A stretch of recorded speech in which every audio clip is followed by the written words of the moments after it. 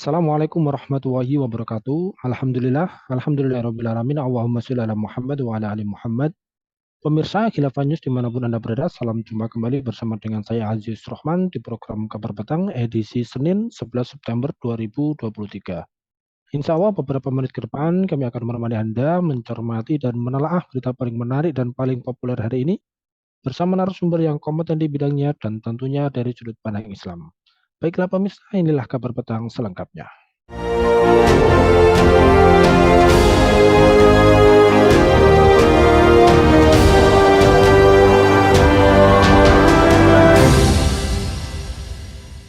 Pemirsa, Menteri Komunikasi dan Informatika Budi Ari Setiadi menjelaskan wacana pemungutan pajak pada judi online adalah terkait dengan siasat agar uang masyarakat RI tidak lari ke negeri orang.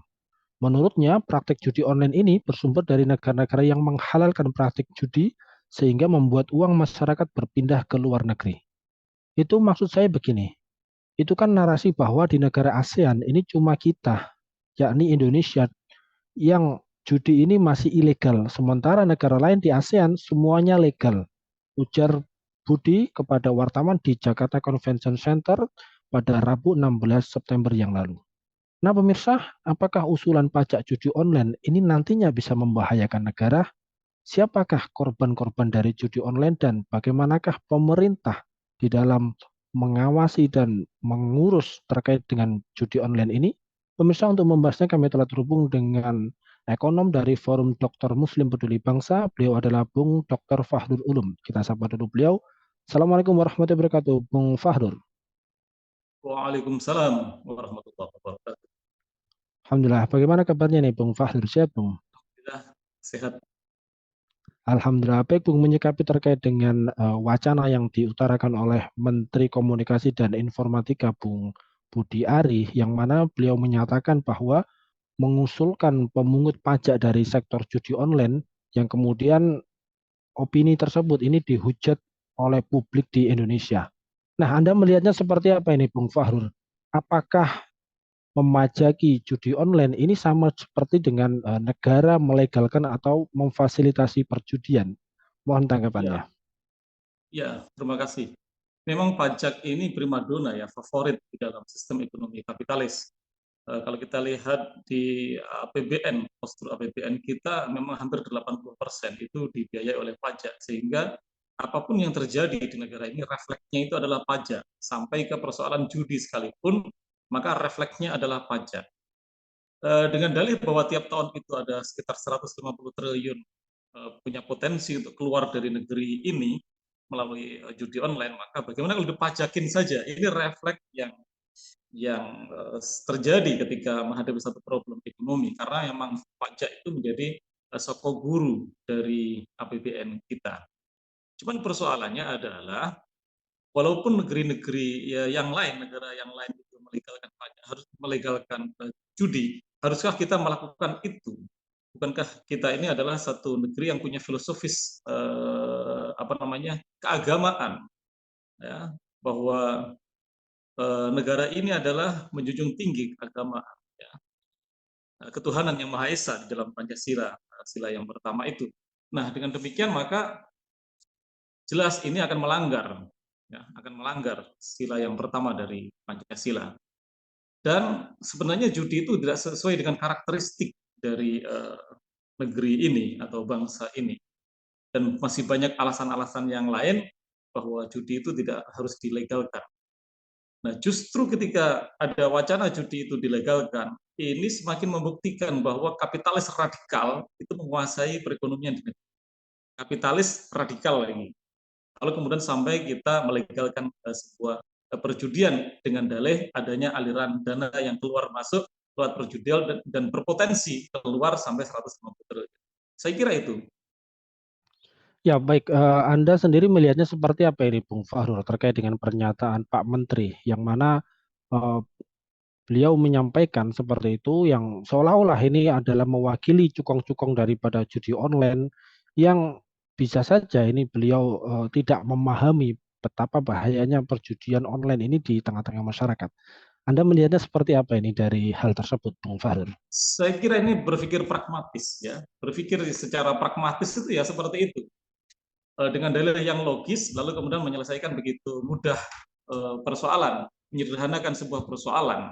Saya pikir ini sangat pragmatis sekali. Tidak sampai menyelesaikan satu persoalan sampai ke taraf yang hakikat yang bagaimana, yang mendalam, dengan mempertimbangkan banyak hal. Kalau cukong-cukong tentu saja senang. Siapa sih orang yang dagangannya nggak laku, kemudian dagangannya laku, kemudian nggak senang, siapa sih? Pasti senang. Nah, dan cukong-cukong itu tentu dia menggunakan berbagai cara dan potensi apa saja, termasuk pejabat, ya dia pakai untuk melariskan dagangan dia. Nah, dalam persoalan judi online ini, cara berpikir pragmatis itulah yang dipakai. Padahal judi itu mau tidak mau pasti akan menimbulkan permusuhan, pasti itu apakah tidak online apa online, pasti menimbulkan permusuhan karena ada satu pihak yang diuntungkan, satu pihak yang dirugikan, akan selalu begitu.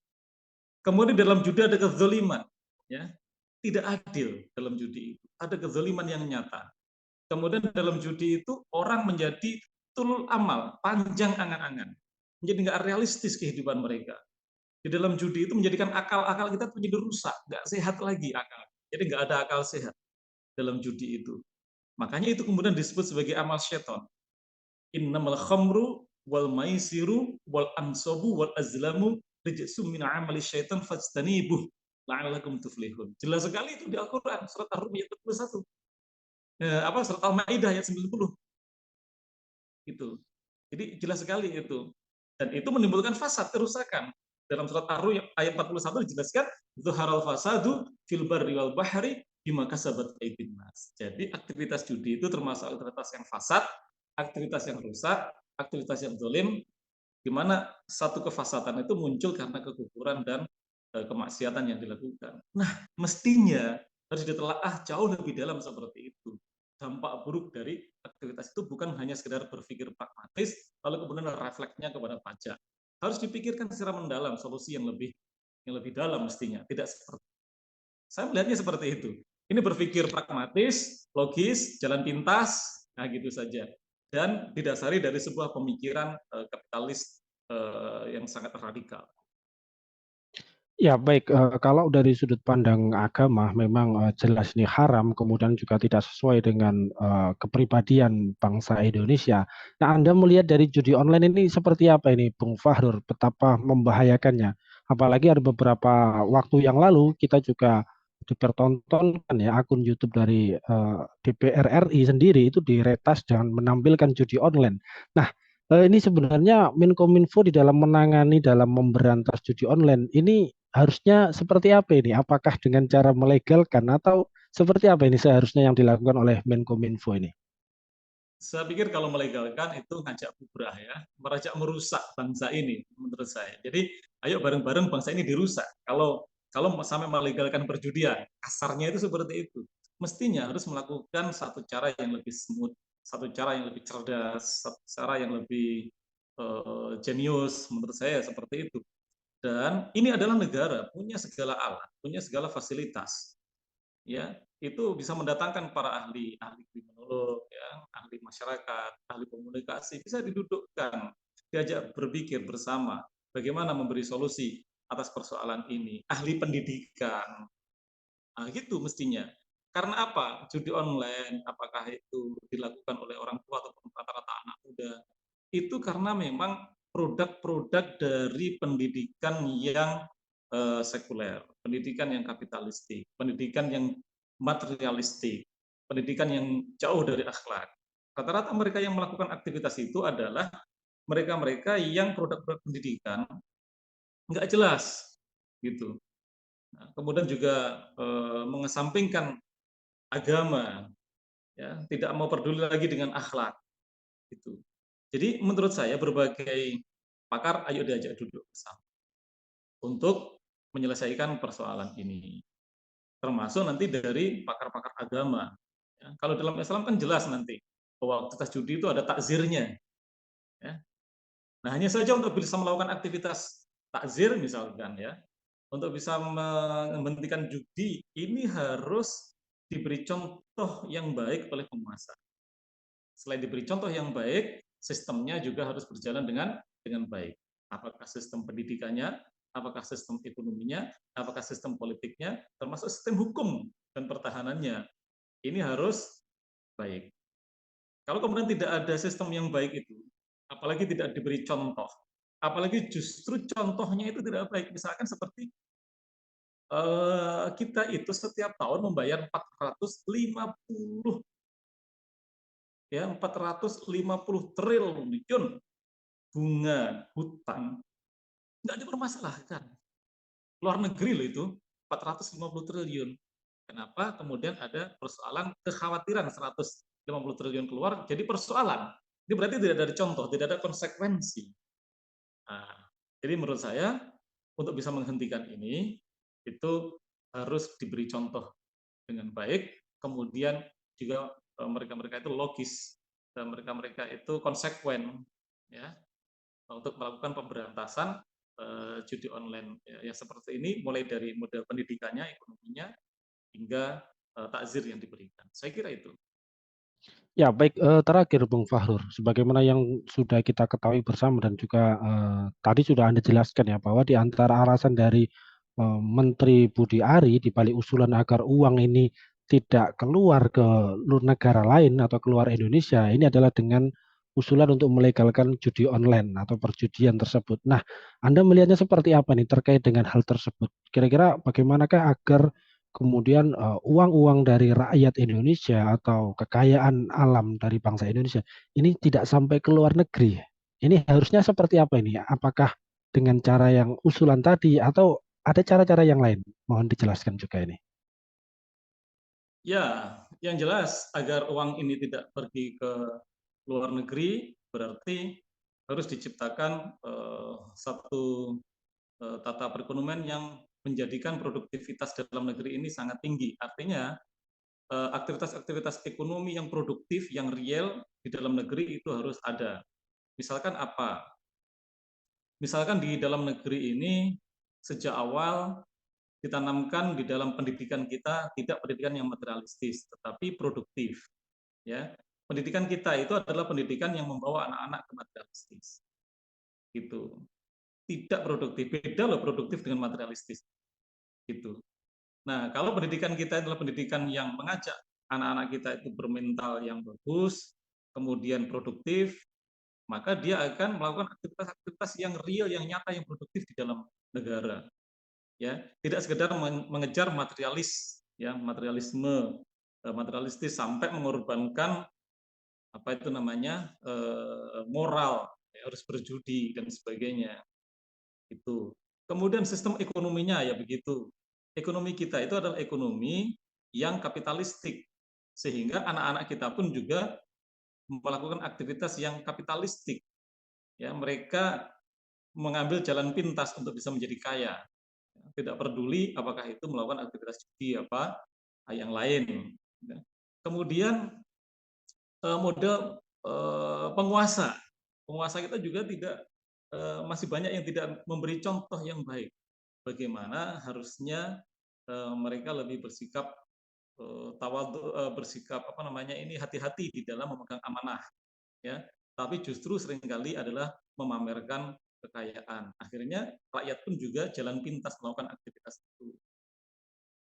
Kemudian dari sisi sistemnya, sistem ekonomi kita ini adalah berbasis kepada hutang, ya. Ekonomi kita ini punya ketergantungan yang sangat tinggi dengan hutang, yang itu menjadikan apa banyak orang investasi yang itu ada nuansa-nuansa spekulasi, dan itu secara refleks juga dicontoh oleh anak-anak yang suka berspekulasi.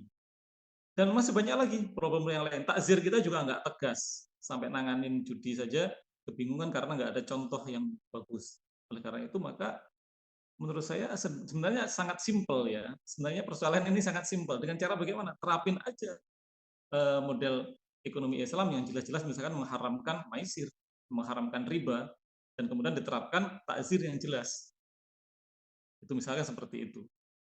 Terapkan saja pendidikan secara Islami yang jelas bahwa itu akan mengantarkan anak-anak menjadi orang-orang yang bermartabat, orang-orang yang berakhlak, orang-orang yang cenderung untuk produktif, tidak konsumtif, yang berlebihan bahkan materialistis, dan seterusnya dan seterusnya. Saya masih mengusulkan tentang berbagai sistem di dalam Islam yang lebih membangun dan tidak mafsadat.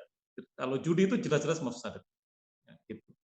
Saya pikir itu simple. Karena kita apa? Kita ini Muslim loh, 80% Muslim. Kenapa enggak kita pakai berbagai aturan Islam? Itu saja. Ya, baik, berarti tidak harus dengan melegalkan judi ya, kalau hanya untuk sekedar mendapatkan tambahan dana untuk kepentingan negara. Begitu ya, Bung Fahdur ya? Justru itu mafsadat, justru itu merusak, justru itu mengajak merusak bangsa ini, menurut saya.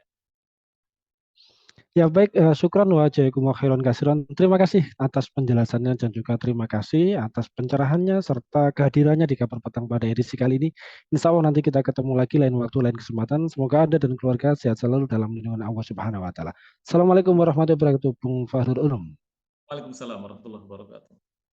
Baik pemirsa, demikianlah Kabar Petang pada edisi kali ini. Semoga Anda mendapatkan banyak manfaat dari acara kami. Jangan lupa saksikan kami besok di jam dan channel yang sama. Dan jangan lupa juga like, comment, share, subscribe, serta klik tekan tombol loncengnya agar tidak ketinggalan update terbaru dari Khilafah News. Karena hanya di sinilah Anda akan mendapatkan informasi aktual terpopuler dan tentunya dari sudut pandang Islam.